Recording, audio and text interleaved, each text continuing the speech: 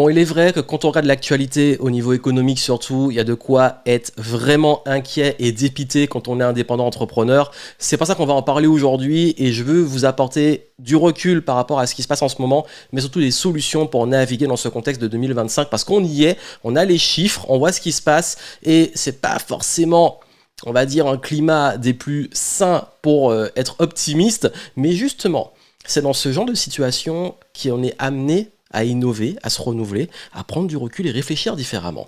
Et vous le savez, moi je suis pas juste là pour décrypter de l'actualité, je suis là pour apporter des solutions, mais surtout une vision. Alors pour le coup c'est très subjectif de ce qui se passe et comment vous aider, vous, si vous êtes indépendant, entrepreneur, à naviguer. C'est un nouveau format que je tente parce que justement j'ai eu pas mal de retours par rapport à ça. On a non seulement, en ce moment là, on a eu les chiffres de 2024 qui sont ultra inquiétants, on a eu un record de défaillance d'entreprise là à la fin de l'année, donc on a une explosion de défaillances d'entreprises, notamment aussi de faillites qui se sont passées. On a les chiffres qui nous disent que là qu'on a plus de 66 000 faillites en 2024, un record depuis 2009, donc depuis la crise de 2009. Et aussi, ça c'est de façon globale chez les entrepreneurs, mais on a également quelque chose qui est assez inquiétant, qui est que les plateformes de formation en ligne, puisque c'est aussi une partie de mon travail, domaine, qui sont en train de vivre une crise aussi. Notamment la plateforme Udemy qui a licencié plus de 280 personnes de ses équipes, 20% de son staff international. On a également Coursera qui s'est effondré, qui a fait une baisse de chiffre d'affaires de plus de 20% en 2024. Il y a Domestika qui a également licencié à peu près 45% de son staff. Donc on parle de 89 personnes qui ont une petite équipe que Udemy. Donc ce qui n'est pas, on va dire, anodin, ça veut dire que les 3 plus grosses plateformes de formation en ligne s'effondrent, se retrouvent justement avec des pertes de chiffre d'affaires, des licenciements drastiques, mais également derrière il y a des trucs qui se passent que je vais vous expliquer, qui permettent de comprendre qu'on est dans un gros tournant et donc comprendre pourquoi il y a ça. Et moi, étant dans le domaine de l'e-learning, de la formation et tout depuis très longtemps, j'ai vu aussi que chez beaucoup d'infopreneurs, ça se dit en off, on n'a pas les chiffres officiels, mais ça se dit beaucoup dans le domaine, beaucoup parlent de entre moins 20, moins 30%, voire pour certains même plus, de baisse de chiffre d'affaires, donc moins 20%, entre moins 20 et moins 30% sur 2024 et 2025 qui du coup inquiète à cause de ça. Donc voilà, nos domaines de formation en ligne sont en crise, je vais vous expliquer pourquoi, qu'est-ce qui se passe derrière, quelle est mon analyse. Et puis également on va parler d'un gros sujet très très chaud, la fameuse TVA. Pour les auto-entrepreneurs là qui se retrouvent avec l'annonce, même si c'est en suspens, mais on vous a parlé de justement l'abandon de l'abaissement du seuil à 25 000, mais ça a l'air d'être un projet très très très sérieux qu'ils veulent mettre en place et je sais que beaucoup ont réagi, donc j'ai fait un thread où il y a eu beaucoup de réactions et beaucoup de personnes m'ont demandé de ce que j'en pensais. J'ai dit ce que j'en pensais, je m'en suis pris plein la gueule parce que les gens sont beaucoup dans l'émotionnel en ce moment. J'ai juste apporté une analyse, juste du recul, une question par rapport à ce statut et ce qui se passe et comment mieux le gérer, plutôt d'arrêter de... Je l'ai dit, au bout d'un moment, on peut se plaindre, mais bon, concrètement, qu'est-ce que tu fais si ça arrive? Donc voilà, on est beaucoup dans l'émotionnel et justement, c'est ça que je vous fais ce format pour sortir de l'émotionnel, la réaction, l'actualité, et plus prendre du recul. Ok, qu'est-ce qui se passe? Comment on navigue dans ce contexte? Comment on gère cette actualité qui peut, je le sais, être plombante? Et comment vous pouvez avoir des solutions? Donc c'est un nouveau format que je tente. Un format de décryptage d'actualité, un format plus cool où voilà, j'ai pris 3 grands sujets aujourd'hui, donc défaillance d'entreprise, la chute entre 30 et 20% de baisse de CA dans la formation en ligne et la TVA, notamment l'abaissement du seuil de TVA pour les micro-entreprises, donc auto-entrepreneurs, et apporter aussi des solutions, comprendre ce qui se passe et comment vous pouvez naviguer avec ces infos. Et vous me direz si le format vous plaît, j'en ferai d'autres. Je suis pas quelqu'un qui aime réagir à l'actualité parce que j'aime pas à la base réagir, mais c'est vrai qu'en ce moment il se passe beaucoup de choses et ayant fait justement une masterclass en début d'année pour expliquer comment naviguer dans ce contexte, on m'a demandé des petits updates, d'avoir un petit peu ces éléments-là et je me suis dit bon, tentons, actualité qui m'intéresse, hop, on va en parler et je vais donner surtout mon avis. Je suis pas journaliste, je ne suis pas non plus expert en économie, par contre je suis indépendant entrepreneur, je suis depuis 2008, j'ai également justement mes sociétés, mais j'ai également aussi beaucoup de personnes qui sont impactées par cette actu et qui me posent pas mal de questions dessus, donc je voulais apporter ce recul aussi pour vous aider. Donc on va commencer, et comme je l'ai dit, 3 gros sujets. On va commencer par le contexte général, très rapidement, on va faire une grosse analyse, sinon on a pour 10 ans. Également parler de, et ça c'est le gros morceau, la partie pourquoi les plateformes de formation en ligne se cassent la figure, et beaucoup d'infopreneurs aussi se cassent la figure, et comment gérer cette histoire de TVA pour ceux qui paniquent un peu, même si ça a été suspendu au moment où je enregistre. Encore une fois, on est là-dessus, donc ça peut changer d'un jour à l'autre ou d'un mois à l'autre, mais maintenant, si ça passe, comment gérer ça? Et même si ça passe pas, je pense qu'il y a pas mal de choses intéressantes que vous pouvez mettre en place sans attendre, et ça c'est un vrai conseil d'entrepreneur. Parce que je pense que quand j'ai vu les réactions qu'il y a eu sur Threads qui m'ont finalement obligé à virer mon post, parce qu'à un moment ça sortait du cadre du respect, les gens, j'ai rien dit en plus de provocateur ou peu importe, mais je sais pas, les gens ont pété un câble. Mais c'est justement ça, on est dans l'émotionnel et on n'est pas dans les solutions. Donc je m'adresse à des gens qui ont envie d'apporter des solutions, qui ont envie de se poser, qui ont envie de prendre du recul, pas ceux qui veulent de l'instant, de la polarisation ou l'actualité où je démonte et que je parle et je râle et tout, comme beaucoup le font. On n'est pas dans le PMU du coin, on est là pour élever le game et pour avancer. Donc je sais que je m'adresse à des gens qui ont envie d'avancer, qui ont envie de prendre du recul, qui sont un peu plus posés. Donc voilà, je m'adresse à vous et du coup, je vous apporte un maximum de perspectives avec moi. Ce que je pense de tout ça et qu'est-ce qu'on peut faire. Donc concrètement, on va commencer par le gros du sujet, hein, cette histoire de baisse et d'explosion de faillite, donc de baisse de chiffre d'affaires chez beaucoup d'entreprises, de rentabilité même pour certains.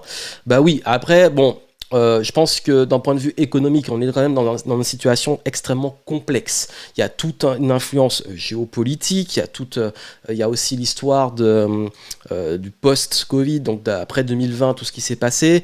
Il y a aussi un contexte entrepreneurial. Bref, il y a tout ça qui entre en jeu et forcément, il n'y a pas une réponse simple à un problème qui est interconnecté à plein de données et d'éléments, notamment aussi l'immobilier, même si ça repart un petit peu, c'est timide, mais voilà, il y a tout ça qui fait que l'économie en ce moment, se porte pas forcément très bien. Oui, les décisions politiques, tout ça, mais je suis pas là encore une fois pour juste se plaindre et puis critiquer et dire, là, ils ont fait ça et tout. C'est plus pour dire, ok, bon, concrètement, vous êtes entrepreneur aujourd'hui, vous êtes indépendant, oui, il y a un contexte qui est compliqué, oui, il y a eu des aides pendant la crise de 2020, où il y a eu des fonds de solidarité, report de charges, prêts, etc. Ok, c'est bien. Maintenant, beaucoup d'entreprises étaient fragiles ou ont été fragilisées et n'ont pas réussi à se relancer. Donc ça, c'est une réalité. Il y a eu une bulle dans certains domaines, surtout la formation, 2020-2021. Et en 2022, ça a commencé. 2023, l'hécatombe a commencé. Donc ça, c'est une réalité. On ne peut pas être dans le déni. Il y a ça, il y a ça. Il y a aussi l'augmentation des coûts. Forcément, les charges ont explosé. Les coûts ont explosé, surtout les coûts énergétiques. Vous voyez quand vous faites des courses aujourd'hui, bref, l'inflation, tout ça, ça coûte plus cher aujourd'hui de gérer sa boîte. Ils ont en plus augmenté certaines cotisations, l'URSSAF, tout ça, donc c'est pas évident pour les charges sociales, les charges salariales, tout ça sont toujours très élevées et en plus, on les augmente. Donc oui, aujourd'hui, les indépendants entrepreneurs, ils étouffent. Et ça, c'est une réalité dans plein de domaines. Et même si l'entreprise se porte bien, il y a forcément, si on n'a pas changé de stratégie et tout, il y a forcément plus de lourdeur de charge. Ça, c'est une réalité. On peut pas être dans le déni.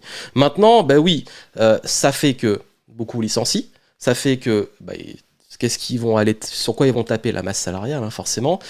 Ça aussi, l'économie, d'un point de vue circulaire, elle a impacté, les impayés, parce que forcément votre boîte est en difficulté, vous ne payez pas vos prestataires ou ça prend du retard, donc eux-mêmes sont en difficulté, et voilà, bon, ça paraît évident. Et il y a également aussi des jeunes boîtes qui se sont lancées en 2020 sur, on va dire, un terrain qui n'était pas très stable, ou des fondations pas solides et qui se sont écroulées très très vite. Il y a eu aussi une mode dans l'entrepreneuriat où tout le monde s'est dit c'est bon, je me lance, et ils se rendent compte que non seulement ils se lancent pendant une période qui est difficile, mais en plus, ils n'ont peut-être pas aussi toutes les compétences ou les éléments pour construire une boîte solide, parce que c'est une réalité. Moi, j'ai vu beaucoup de personnes, même dans des contacts que j'ai, qui se sont lancés dans l'entrepreneuriat, mais qui ont fait les choses un petit peu à l'envers, ou qui n'ont pas bien géré, que ça soit l'étude de marché, la capacité à vendre, la capacité à s'adapter, à prendre en compte le concept, à développer leur clientèle, à comprendre comment fonctionnent les chiffres, on va en parler après. Bref, c'est une sorte de... le marché se régule parce que quand c'est plus dur, c'est pas tout le monde qui peut survivre, c'est triste, c'est une réalité aussi. Donc ce qui veut dire qu'aujourd'hui, il est extrêmement important pour tous ceux qui sont indépendants entrepreneurs de faire preuve d'intelligence financière et d'intelligence dans la gestion de leur entreprise. Encore une fois, on ne contrôle pas un marché, on ne contrôle pas un contexte économique. Tu es entrepreneur, tu ne contrôles pas l'environnement. Par contre, qu'est-ce que tu peux faire? Qu'est-ce que tu peux contrôler? Ça veut dire que tu peux contrôler la gestion de ta boîte, voir comment tu peux optimiser tes coûts, comment tu peux... et je dis pas, quand je dis optimiser les coûts, il y en a, ils pensent tout couper. Mais le problème, c'est que si tu coupes par exemple ton budget marketing, ou que tu coupes ton budget formation, ou tu coupes les bons outils qui te permettent de travailler efficacement, qu'est-ce qui se passe? T'as plus de clients, t'es plus viable en termes de compétences, et en plus t'as pas les bons outils pour travailler beaucoup plus vite. Donc forcément, c'est pas intelligent. Optimiser les coûts, c'est voir s'il n'y a pas des alternatives, c'est voir s'il n'y a pas des choses qui sont vraiment pour le coup inutiles, c'est voir comment on peut aussi lisser, étaler, mais il est important de rester dans une dynamique d'expansion, une dynamique de se renouveler, d'essayer des choses, de pas aussi rester sur de l'ancien. Beaucoup en ce moment, la grosse erreur qu'ils font, c'est qu'ils restent... ils sont obsédés par l'ancien, ils se disent ça marchait avant, ça marchait bien, pourquoi ça marche plus, ils s'accrochent. J'en ai beaucoup parlé dans une masterclass que j'ai faite sur, justement, je vous mettrai le lien en descriptif, sur comment vraiment se développer en 2025 et quelles stratégies adopter.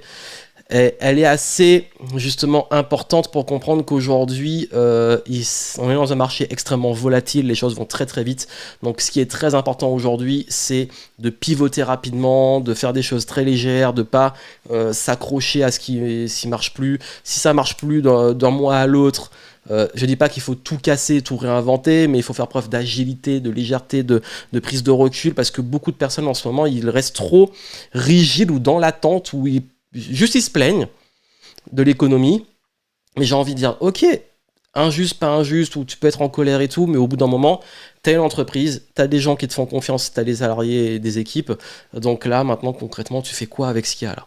Donc il y a des fois, on peut vraiment rien faire, bon, c'est ok, donc peut-être sortir, mais le faire bien, mais si tu peux faire des choses et essayer des choses, vas-y. Ne reste pas là figé à attendre ou te plaindre. Et je sais que c'est pas un discours qui plaît, surtout en France où on aime se plaindre, mais il y a un moment, faut le dire. Il y a un moment, tu peux pas. Enfin, je dis pas que c'est pas difficile. Je dis pas qu'il y a pas des problèmes. Je dis pas que c'est juste. Je dis juste que c'est une réalité. C'est là, donc maintenant, qu'est-ce que t'en fais? Comment tu réponds? Comment tu t'adaptes? Comment tu réfléchis? Donc je dis pas que tu vas tout le temps être positif, je dis pas que tu vas tout le temps être au fond du trou, je dis juste maintenant, concrètement, si tu es entrepreneur et que tu as l'état d'esprit entrepreneur, les décisions, elles sont importantes. Et c'est justement dans ce genre de contexte qu'il faut prendre des décisions. Décision de sortir avant de s'endetter, décision de tester des choses ou d'optimiser la gestion de sa boîte, décision de peut-être pivoter. Mais il faut les prendre, puisqu'on parle de pivot justement. On va parler formation en ligne, parce que ça c'est un gros sujet. Je sais que beaucoup d'entre vous qui me suivez sont soit consommateurs, soit créateurs, soit sur des marchés autour de ça. Donc je parle beaucoup des indépendants, des freelances, des infopreneurs, etc. Et c'est vrai qu'en ce moment, ça va pas fort chez les grosses plateformes. Il y a notamment Udemy, qui est une plateforme internationale qui a justement... on va dire Netflixisé la formation en ligne. Vous avez accès à un catalogue en payant, souvent, d'ailleurs c'est tout le temps en promo les formations sur leur truc, où des créateurs postent des formations, donc place de marché de formation en ligne. Il y a également Domestika qui est très connu, et Coursera. Alors je pense que c'est les trois des plus grosses plateformes, et les trois rencontrent une crise, mais pas sur n'importe quel segment. Et c'est là que c'est ultra intéressant, c'est que vous allez comprendre un truc. C'est que ces plateformes, en fait, aujourd'hui, donc on a Udemy qui a licencié, comme j'ai dit, 280 postes, donc c'est 20% de la main-d'œuvre mondiale qu'ils ont. On a également Domestika, je crois que c'est 89 eux, mais ça représente 45% de leur effectif. Et on a Coursera, eux, qui ont une dégringolade au niveau non seulement de la bourse, mais également de leur chiffre d'affaires. On est de l'ordre à peu près entre 25%, moins 25% sur 2024. Et du coup, ce qui n'est pas anodin. Et d'ailleurs, les raisons qui font, par exemple, que Udemy ont licencié, c'est qu'ils se sont rendus compte qu'ils sont en train de se restructurer et de, oui, délocaliser les postes, mais ils se restructurent parce qu'en fait, ils veulent réduire leurs coûts. Et la plupart de ces boîtes veulent réduire leurs coûts parce que, justement, comme je l'ai dit, aujourd'hui, quand il y a une situation économique compliquée, ce que les boîtes vont aller couper le plus vite, c'est la masse salariale. C'est ce qui est le plus coûteux souvent. Donc c'est triste, mais ce sont des personnes qui a derrière des gens qui ont un travail et qui vont justement se faire licencier. En France, voilà, on le voit avec beaucoup de grandes enseignes qui licencient à mort. Et du coup, aujourd'hui, on se retrouve avec, dans le domaine de la formation, une forme de crise, mais sur le segment B2C. Ça veut dire qu'aujourd'hui, cette crise, elle ne touche pas l'intégralité de leur segment. Et ça qui est intéressant, c'est qu'en ce moment, ces plateformes, et surtout Udemy, elle a décidé de faire un pivot. Ils se sont rendus compte que le segment B2C, donc les particuliers, sont justement en chute. Par contre, ils se sont rendus compte que le segment B2B, les entreprises, sont en croissance. Donc, ils ont décidé de plus se concentrer sur le B2B. Ce qui veut dire qu'aujourd'hui, les particuliers, forcément, baisse de pouvoir d'achat, manque d'intérêt, saturation, plein de raisons dont je vais parler après. Voilà, ils ont moins de pouvoir, donc forcément, ils ne vont pas acheter. Par contre, les entreprises, oui, ils ont envie de former leurs équipes, ils ont envie d'investir dedans, et ils ont du budget, donc forcément, pour ceux qui se portent bien, c'est un meilleur segment. Et c'est pour ça qu'en fait, aujourd'hui, pour moi, il y a plusieurs problèmes. Il y a vraiment plusieurs problèmes avec ça. Déjà, ces plateformes, pour moi, en fait, le principal problème, comparé à des indépendants ou des personnes qui vont pouvoir créer de la formation en ligne, mais ce programme-là peut être similaire dessus. Écoutez-moi, c'est vraiment important ce que je vais dire maintenant. Ces personnes-là, je parle des personnes qui se sont mises sur ces plateformes, se sont dit, ok, je vais proposer ma formation sur une plateforme qui va me mettre en avant et je n'aurai pas à faire le marketing. Et eux, s'il y a plutôt des bonnes notes, ma formation va se vendre et du coup ça me fera des revenus passifs et les gens ils seront contents, etc. Donc du coup très souvent ces plateformes, leur stratégie c'est de brader les formations, ce qui veut dire que si vous allez dessus, vous allez voir que la majorité des formations sont toujours en réduction quel que soit le moment de l'année. Donc il y a ça déjà. Et en plus, les formateurs, eux, ils ont, je pense, une commission. Alors, j'ai pas les chiffres selon les plateformes, mais c'est jamais forcément énorme. Je pense que si vous avez 50%, c'est déjà génial. Après, je sais pas. Encore une fois, j'ai pas les détails et c'est pas forcément le plus important. C'est juste que si ces plateformes ont une baisse de CA, ça veut dire que ces personnes qui l'ont mis dessus, forcément, ont une baisse de leurs résultats. Mais cette baisse, ils ont aucun contrôle parce que la plateforme t'a mis dessus. Qu'est-ce que tu veux faire de plus ? Et puis surtout, la plateforme, si demain elle ferme, t'as plus de revenus. Donc, les gens aussi, quand ils vont sur ces plateformes, qu'est-ce qu'ils recherchent ? Ils vont chercher des formations, pas chères, généralement, sur des thématiques spécifiques. Et le premier truc qu'ils vont aller faire, c'est celles qui sont les plus populaires et les mieux notées. Ce qui veut dire que c'est un peu la loi de ok, je vais dessus, c'est pas le créateur qui m'intéresse, c'est pas la personne qui m'intéresse, c'est je veux la formation, le meilleur rapport qualité-prix, on va dire, en fonction justement de mes critères et des critères de ce qui va être mis en avant dessus. Donc, ce qui veut dire qu'aujourd'hui, vous n'avez aucune possibilité de vous différencier à part espérer qu'il y a assez de monde qui note bien votre formation pour pouvoir vous développer. Alors oui, on peut le développer à côté, mais encore une fois, vous n'avez pas 100% le contrôle dessus. Là où si vous êtes à votre compte, et que vous avez, moi c'est mon cas, mes propres plateformes, les gens ils me suivent pour qui je suis, ils décident de me faire confiance et j'ai 100% le contrôle dessus, entre guillemets contrôle dans mon branding, dans ma communication, dans ce que je mets en avant, ce que je décide de mettre en réduction ou pas. Mais demain, quelqu'un, le marché il change ou quelqu'un va arriver dans la concurrence, je peux pivoter, je peux m'adapter, j'ai aussi une clientèle qui est assez fidèle, ou les gens qui me font confiance, qui vont peut-être me suivre, même sur un nouveau segment, mais je ne suis pas dépendant de quelque chose de 100% extérieur. Ce qui veut dire que le gros problème de ces plateformes, ça peut être bien comme ça, peut-être pour se faire connaître sur du volume et tout, et encore, mais vous avez zéro contrôle, c'est comme les réseaux sociaux. Ça veut dire que demain, votre compte il saute, vous perdez votre audience. Par contre, qu'est-ce qui fait que les gens vont continuer à vous suivre ? C'est votre branding, c'est votre nom, c'est la relation de confiance qu'ils ont avec vous, etc. Donc pourquoi je vous dis ça ? C'est pour que vous puissiez comprendre que Et je sais que c'est très difficile à comprendre pour beaucoup de personnes, c'est qu'aujourd'hui, et j'en ai beaucoup parlé dans ma masterclass, la différence, elle se fait sur la personnalité et sur les gens veulent des humains. Et sur ces plateformes-là, il est très dur que ça ressorte en premier. Ce qui ressort en premier, c'est les notes. Bon, forcément, si vous faites du bon travail, tant mieux, j'ai envie de dire, mais les notes, le classement et la thématique. Et c'est en concurrence avec des milliers d'autres créateurs. Alors que, aujourd'hui, sur d'autres plateformes ou d'autres moyens, ce qui va faire la différence, c'est à quel point vous pouvez être vous-même, vous pouvez créer une relation sur le long terme, vous pouvez créer une visibilité sur le long terme, vous pouvez créer votre propre plateforme où demain vous êtes 100% au contrôle, même si vous laissez migrer ou changer, vous avez vos audiences, vous avez vos listes, etc. Ce qui fait que moi, je pense qu'aujourd'hui, il est important de ne pas rester en termes, si on est vraiment en mode formateur en ligne ou autre, de ne pas rester se contenter de plateformes extérieures. Ça, c'est côté créateur. Et encore, je pourrais en dire beaucoup de choses, mais franchement, dans la masterclass, je pense que ça explique aussi, vous allez bien comprendre le réel enjeu. Mais pour ces plateformes, et cette plateforme, parce que je pense vraiment à une en particulier, j'ai l'impression qu'il n'y a pas trop de respect de leurs créateurs. Parce qu'en fait, c'est l'usine. C'est l'usine, ils bradent les contenus des gens. J'ai eu quelques retours de personnes qui m'ont dit que du jour au lendemain, leur truc il est supprimé, on ne sait pas pourquoi. Qu'en plus, ils passent leur vie à faire des deals où ils proposent parfois pour certains des abonnements où les gens ils payent que dalle, ils payent un essai, ils prennent toutes les formations et après ils partent. En fait, il y a un manque de qualité aussi d'audience. Et beaucoup ont vu ça et ils ne se sentent pas respectés. Et puis en plus, quand il y a des gens qui m'ont dit qu'ils n'ont parfois pas été payés, donc je ne peux pas dire les noms et tout parce que c'est pas là pour ça, mais je trouve que le problème, et pour moi, s'ils commencent à être en difficulté, c'est que tu peux pas proposer quelque chose, parce qu'en fait, finalement, leur clientèle, c'est qui à ces gens-là? Parce que c'est comme une plateforme comme YouTube ou Instagram. C'est que tu penses que ta clientèle, ce sont les gens qui vont acheter les formations. Mais ta clientèle, ce sont aussi tes créateurs. C'est-à-dire que s'il n'y a pas de créateurs, il n'y a pas de clients qui vont acheter les contenus de ces créateurs.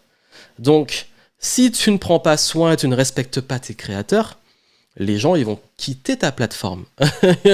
Donc, il y a un moment, je pense qu'il y a un problème aussi humain de comment tu gères tes créateurs. Tu as créé une usine, tu demandes à tes créateurs de créer des trucs comme ça et tu les brades, ben au bout d'un moment, ça ne peut pas être viable sur le long terme. Soit il faut garder très peu de créateurs et être sur un positionnement vraiment stratégique et qualitatif et tu filtres sur vraiment de la grosse qualité, soit tu vises, et c'est ce qu'ils ont fait pour la majorité de la masse et beaucoup de contenu, ben au bout d'un moment, tu es obligé d'être en difficulté. Pour moi, c'est obligé. Ça ne peut pas durer sur du particulier. Maintenant, le pivot sur l'entreprise et l'entrepreneuriat est intéressant parce que ça montre que dans le B2B, notamment, il y a une demande. Et moi, je le vois même chez les infopreneurs, beaucoup commencent à pivoter vers le B2B. Et c'est vrai que il y a quand même ce truc que faut penser à la psychologie, ça fait une belle transition sur la micro-entreprise. Dans la psychologie de quelqu'un qui est aujourd'hui donc un particulier, il a son salaire qui rentre, il doit payer ses charges, et le mois suivant, il aura le même salaire. Et ce salaire-là, il est fixe, ça veut dire qu'il a un budget. Et ce budget, aujourd'hui, il y en a beaucoup pour qui c'est un peu serré. Donc forcément, quand tu vas investir dans une formation avec ton propre budget personnel, qui a une limite, ça dépend vraiment qui tu cibles. Une entreprise, non seulement elle a des aides, elle a des fonds de formation, etc. Et en plus, une entreprise, elle peut aussi, un mois faire peut-être un CA pourri, mais l'autre mois faire un plus gros CA et avoir plus de budget. Donc déjà, c'est moins rigide. Mais en plus, généralement, une entreprise d'une certaine ampleur a beaucoup plus de budget qu'un particulier. Ça paraît évident. Donc ce qui fait qu'une entreprise ne réfléchit pas son budget de la même façon que quelqu'un qui gère ses sous entre est-ce que je fais mes courses ou est-ce que je me forme sur un sujet qui m'intéresse. Il y a des gens qui sont dans ce dilemme-là. Donc, alors qu'une entreprise, elle se dit pas est-ce que moi je fais mes courses et je me forme, c'est est-ce que je forme ainsi ou est-ce que je forme comme ça. Ils ont un budget pour la formation et ils décident avec qui et vers quoi ils vont se former. Donc il y a déjà un budget pour ça. Et même si là on parle plus grosse entreprise, mais si je reviens à l'échelle d'entrepreneur, par exemple, si je prends mon exemple, l'argent de mon entreprise est utilisé pour le développement de mon entreprise. Mais le développement de mon entreprise va dépendre aussi de la partie formation, de la partie outils, de la partie prestation, etc. Donc il est évident que moi, ma priorité, c'est d'investir dedans. Mon budget personnel, c'est plutôt les dépenses, le loyer, tout ça, et puis quelques loisirs. Mais vous avez vu que je ne réfléchis pas le budget de mon entreprise comme mon budget personnel. Donc je peux avec mon entreprise investir beaucoup plus, et je me le permets beaucoup plus, et ça paraît évident, que avec moi, mon argent personnel. Où je vais investir, mais sur d'autres choses. Mais l'idée, vous avez compris, c'est que c'est pas le même raisonnement psychologique, et c'est pas du tout le même budget, donc ce qui fait que forcément, ce pivot, pour moi, il est justifié. Donc, je ne sais pas quelle stratégie ils vont adopter pour 2025. Udemy, c'est assez transparent. Ils ont dit que eux, ils tablent sur le B2B et ils vont aller à fond dessus, quitte à réduire la voilure sur le particulier, donc B2C. Et les deux autres, je sais pas, on verra, c'est pas très très très clair, mais je crois qu'ils sont aussi dans cette mouvance et cette tendance, ou alors revoir leur modèle économique. Mais il y a un vrai enjeu de pivot par rapport à ça.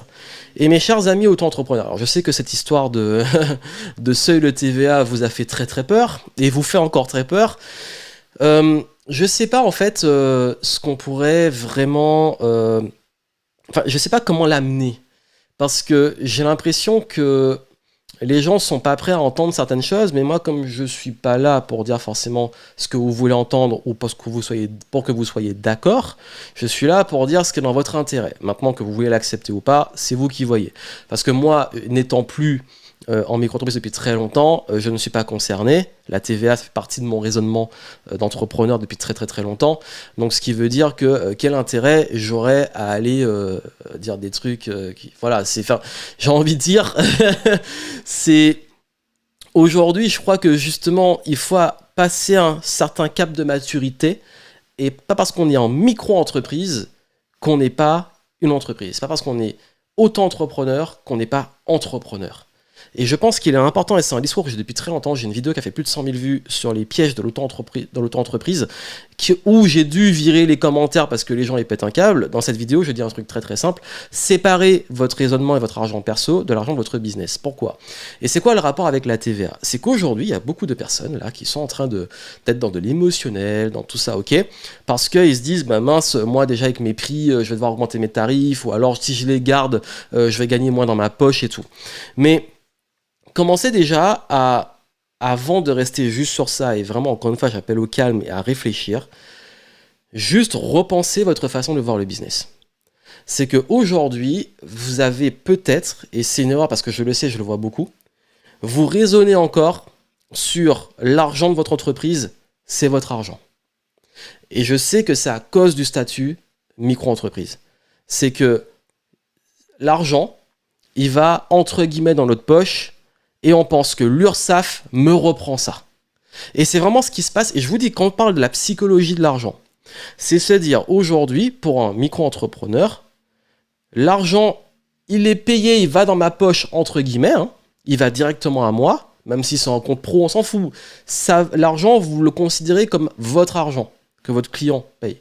Et quand vous devez déclarer l'URSSAF, ah mince, l'URSSAF va me prendre mon argent que j'ai gagné. Donc il y a un truc psychologique qui fait ça. Et qu'en plus, quand on met la TVA, vous allez vous dire, ok, en plus, on enlève encore 20%.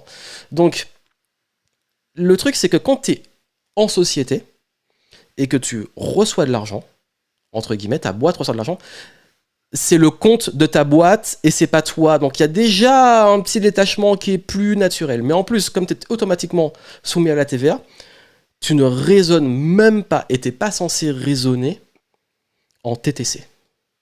Tu es censé raisonner hors taxe, acheter. Parce qu'en fait, et on parlait du B2B juste avant, moi quand je travaille avec des entreprises, on parle que de hors taxe. On ne parle pas de TTC. Les particuliers, oui, TTC, toute taxe comprise. Mais le problème qui se passe, c'est qu'aujourd'hui, c'est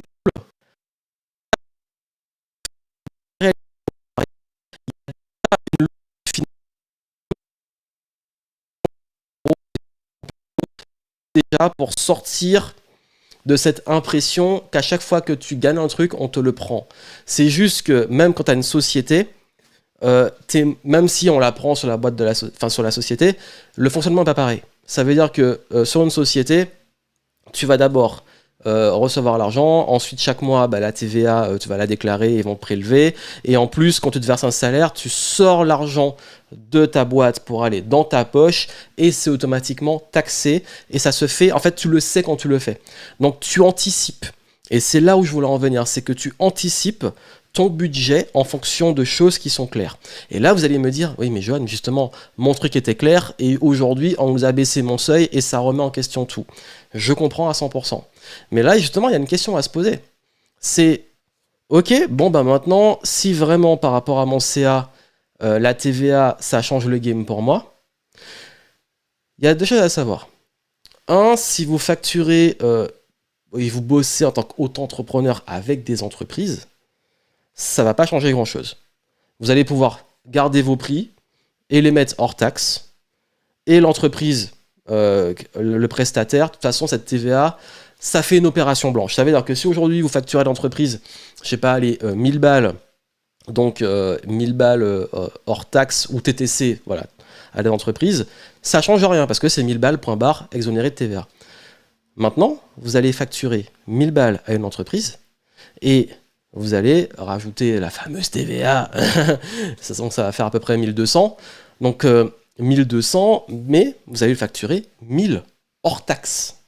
Et l'entreprise, même les 1200, de toute façon les 200, ils vont pas les payer parce que eux-mêmes ça va partir aussi.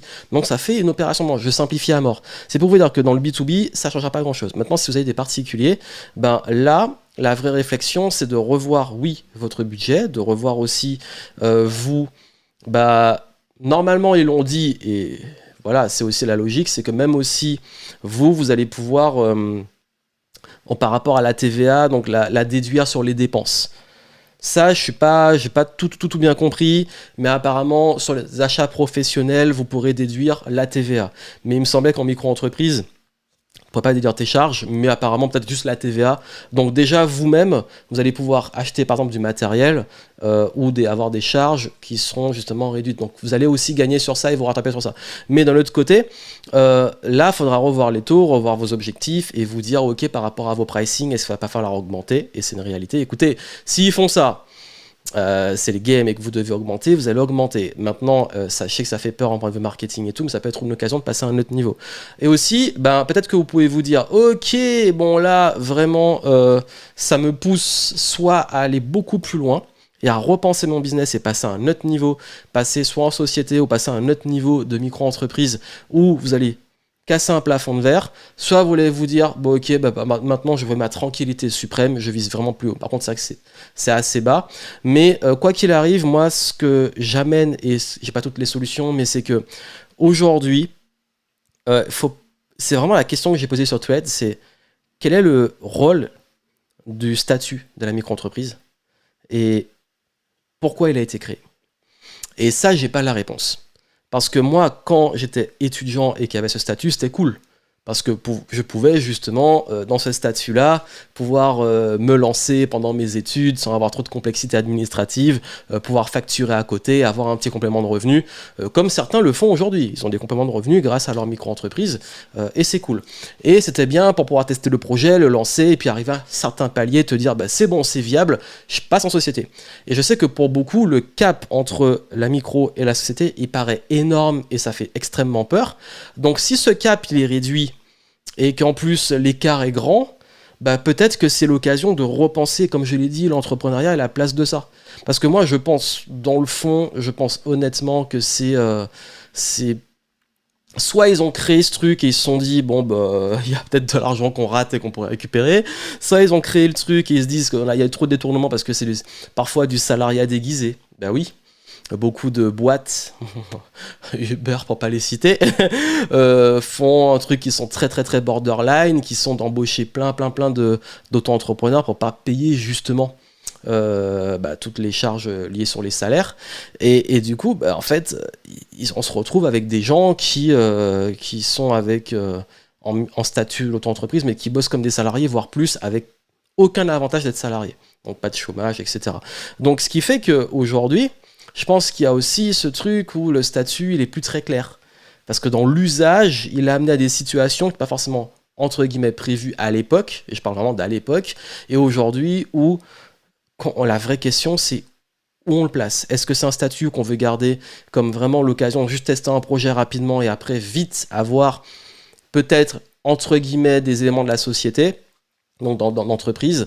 Est-ce que c'est un statut qu'on veut vraiment tuer et peut-être qu'ils veulent plus des petits entrepreneurs parce qu'ils se disent bah en fait avec ce palier là les gens ils sont trop bien et que voilà c'est trop avantageux alors que nous on n'arrive pas à s'y retrouver. Peut-être qu'ils se disent bon bah là aujourd'hui bah oui la TVA, il y a trop de trucs qui nous échappent, donc voilà. J'ai pas tout, je suis pas dans la tête de ces gens-là, je ne peux pas être tout le temps dans une vision soit cynique, soit voilà, le monde est plus complexe que ce qu'on peut imaginer. Je pense que ça peut être aussi un peu tout. Encore une fois, là vraiment, moi je vous dis, j'ai pas de réponse. Il y a plein de gens, je pense, qui vont me faire des suppositions, des réponses ultra éclairées et qui savent ce qui se passe. Bon, ok, si vous savez tout, ok. Mais moi, tout ce que je peux dire, c'est qu'aujourd'hui, plutôt que de uniquement, ben voilà, entre guillemets, paniquer, se plaindre, pour moi, il y a deux réponses possibles. Tu te dis, bon, ok, je me casse, ça me correspond plus, ok, je peux plus être libre avec de la simplicité administrative en France, je me casse. Et c'est ok, je comprends. Soit tu te dis, bon, bah ok, bah, c'est l'occasion de passer à un autre niveau. Et je pense que là, on va arriver justement dans ce choix qui, je sais, est difficile. On aurait pu se dire, j'ai même mon petit confort d'avoir un palier assez haut pour pas me prendre la tête et vivre correctement, et qu'aujourd'hui, bah, je dois faire un choix un peu plus, entre guillemets, extrême. Mais ce choix, faut peut-être le faire. Mais voilà, c'est une réalité, et du coup, bah, encore une fois, on ne contrôle pas l'environnement, et puis à un moment, bah, voilà, et puis moi, je vous dis, il y a ça, mais ça, c'est un détail. Moi, ce qui m'inquiète le plus, c'est l'ajout de complexité, au-delà des charges d'impôts et tout, c'est l'ajout de complexité administrative. Ça, c'est relou, parce que moi, ayant une boîte en France, même si j'ai une super comptable qui gère tout, et je m'en occupe pas à 100%, ça devient lourd. Ça devient lourd maintenant qu'ils veulent même nous changer les factures électroniques et tout, et nous imposer un truc en plus payant. C'est bon, les gars. On fait déjà tout carré et vous nous rajoutez des trucs. Ça, c'est relou. Ça, c'est relou. On peut pas. Et c'est aussi, pour le coup, moi, je peux comprendre le ras-le-bol. C'est que. Et je pense que derrière les petits entrepreneurs, c'est pas le truc qu'on veut ici. Mais quand t'es. Maintenant, et à cause de ça, et surtout, ça empire avec ça, quand tu es une petite entreprise ou un micro-entrepreneur, aujourd'hui, tu vas être confronté à presque la même complexité qu'une plus grosse entreprise. Et ça, j'ai jamais compris pourquoi. Mais dans le fond, c'est aussi peut-être que c'est pas quelque chose qui rentre dans le modèle qu'ils veulent du pays ou peu importe comment, voilà, ou c'est pas quelque chose qui est dans leur priorité de simplifier les choses. Donc, quand on sait ça, soit on se dit, ok, bon ben moi, je passe à un autre niveau, c'est le game, j'optimise et je joue avec les règles. Soit, bon ben moi, je veux juste m'alimenter ma tranquillité et je vais être une petite entreprise sans qu'on me taxe comme un malade ou sans avoir de complexité administrative. Bah peut-être que ce modèle-là et ce statut, qui pour le coup, un statut que beaucoup de pays nous enviaient, nous envient, je sais pas, on verra pour la suite, bah peut-être qu'il n'est plus viable et que dans ce cas-là, ciao, bye. Donc encore une fois, j'ai pas de réponse, par contre je vous apporte des bonnes questions à vous poser et aujourd'hui je pense que la décision va être plus difficile dans le sens où la marge de manœuvre sera un petit peu plus extrême entre full méga tranquillité et je passe à un autre niveau et ce choix va devoir se faire. Et c'est d'ailleurs pour ça que beaucoup se disent mais moi je voulais ma tranquillité, j'ai l'impression que je pourrais plus l'avoir. Bah oui, mais voilà. Donc voilà pour l'analyse. Donc du coup, ben... Je sais que c'est un peu freestyle et tout, mais je veux vraiment prendre le temps de partager mon avis par rapport à ce qui se passe et prendre du recul, même si je pourrais encore en parler encore beaucoup plus, parce que c'est des sujets qui, moi, me passionnent autour de tout ça, mais ce que je ferais pour être plus simple, c'est que comme j'ai aidé à traiter une partie des sujets, à apporter beaucoup plus de réponses concrètes de gestion d'entreprise dans des formats, allez voir en descriptif, je vous mettrai la masterclass que j'ai faite, où j'explique justement la stratégie 2025 qui va dans le sens de tout ce que j'ai dit là, par rapport au contexte économique. Et aussi, je vous invite très très très fortement à, si vous le souhaitez, à aller voir aussi une vidéo que j'ai faite pour expliquer comment fonctionne une boîte, notamment sur les taxes, sur le social et tout, pour ceux qui ont un petit peu du mal encore avec l'aspect financier, l'aspect argent, qui veulent avoir une vulgarisation de tout ce qui est TVA, URSSAF, salaire ou la différence entre société et micro-entreprise. J'avais fait justement un contenu dessus, donc allez le voir, je vous mettrai ça aussi en descriptif si c'est un sujet que vous voulez développer. Donc voilà un petit peu pour la partie actu économique et je pense que ce format-là, si vous aimez bien l'écouter ou le voir sur la chaîne secondaire de podcast, je ferai peut-être d'autres sur d'autres sujets d'actualité, mais encore une fois, toujours avec du recul. Après ça reste purement, comme je l'ai dit, subjectif. Pour faire un truc analytique, je suis plus là pour dire moi mon ressenti, ma vision et comment on peut répondre face à ça. Donc n'oubliez pas de me laisser vos retours et puis si vous voulez un prochain sujet, n'hésitez pas à me contacter sur les réseaux pour me dire de quoi vous aimeriez que je parle, notamment en termes d'actualité ou de sujets